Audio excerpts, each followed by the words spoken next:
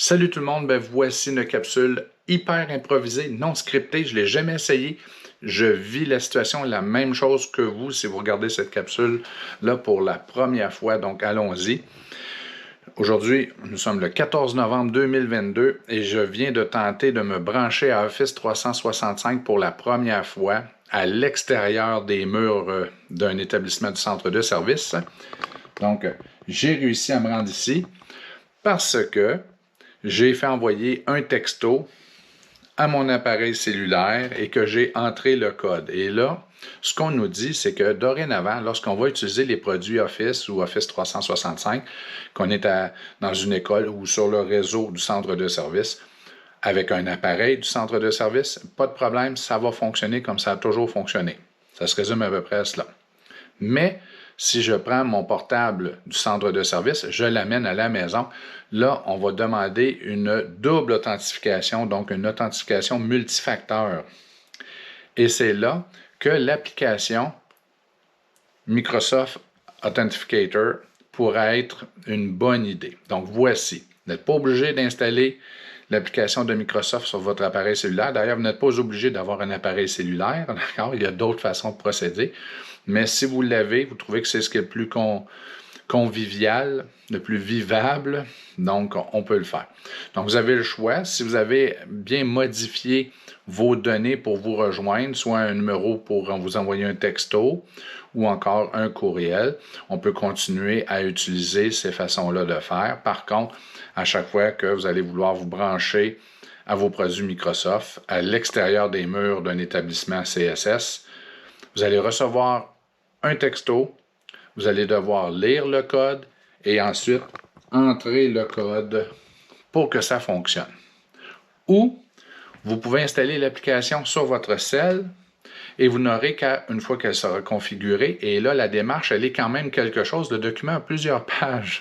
On va voir si c'est si pire que ça. Mais une fois que l'application va être installée, configurée, en gros, on va vous demander, est-ce bien vous? Est-ce que c'est vous qui tentez d'accéder? Puis on peut cliquer sur oui. C'est moins de trouble que d'écrire le code, le nouveau code à chaque fois. Donc, allons-y. On va tenter d'installer et de configurer l'application Authenticator de Microsoft sur notre appareil mobile. Donc, je vais attendre de faire de mon mieux pour ne pas avoir trop de reflets. Donc, allons-y. On va débarrer l'appareil. Premièrement, dépendant si vous avez un appareil Apple ou Android, vous vous rendez sur le Play Store ou le App Store. On installe Microsoft Authenticator. Puis une fois que c'est installé, on ouvre. Tadam! Là, la première fois que vous allez le faire fonctionner, vous allez possiblement avoir même le choix entre scanner un code QR. Attendez avant d'essayer de vous brancher avec votre compte Office 365. Attendez. Donc, en gros, on va vous donner la chance de pouvoir numériser un code QR. C'est ce qu'on va utiliser. D'accord? Donc, là maintenant, moi, je m'en vais dans Office 365. Je vais faire afficher le compte. Dans Informations de sécurité, j'essaie toujours de gérer les reflets, là.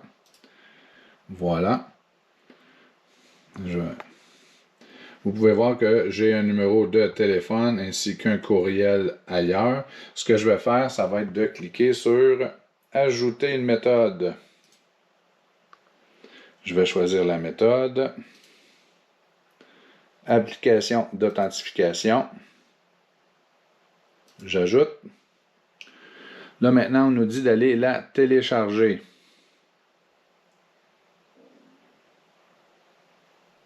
Je vais cliquer sur « Suivant ». Si vous y êtes invité, autorisez les notifications. Je l'ai déjà fait. Puis, ajouter un compte et sélectionner professionnel ou scolaire. Donc, allons-y ici. Je vais faire « Ajouter un compte ». Compte professionnel scolaire.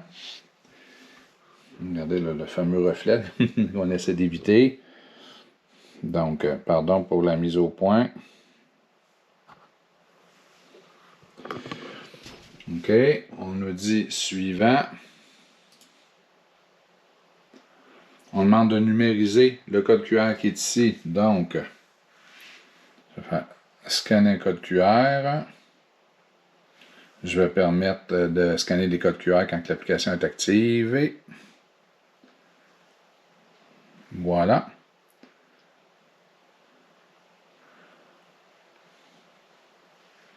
On peut voir que ça l'a branché ici. Parfait. Suivant. Nous allons essayer, regardez. Voilà. On me demande d'entrer le code.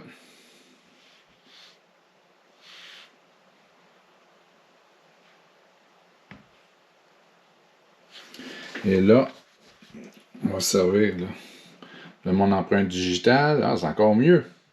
Étant donné que mon appareil utilise mon empreinte digitale. Et voilà, on m'avertit que Microsoft Authenticator a été configuré correctement. Donc, à l'avenir, quand je vais vouloir accéder à mes ressources, on va me demander de valider avec mon empreinte digitale ici, sur mon appareil, et le tour sera joué. Donc, vous pouvez toujours recevoir des textos, entrer le code manuellement, ou encore, si vous avez une façon biométrique de vous identifier avec votre appareil, que ce soit le visage, les yeux, l'empreinte digitale, on pourra utiliser cette fonctionnalité-là de votre appareil. Et si jamais vous n'avez pas d'appareil cellulaire, alors il est toujours possible d'utiliser les jetons. Dans le message que vous avez reçu du service de l'information, des technologies de l'information, vous avez aussi les façons de comment utiliser les jetons. Donc, j'espère que ça a répondu aux questions. C'est pas si complexe que ça. Il faut juste prendre le temps d'aller dans Office 365, d'ajouter une méthode de connexion, d'ajouter l'appli ici, puis ensuite de brancher les deux en scannant le code QR. Salut, bye!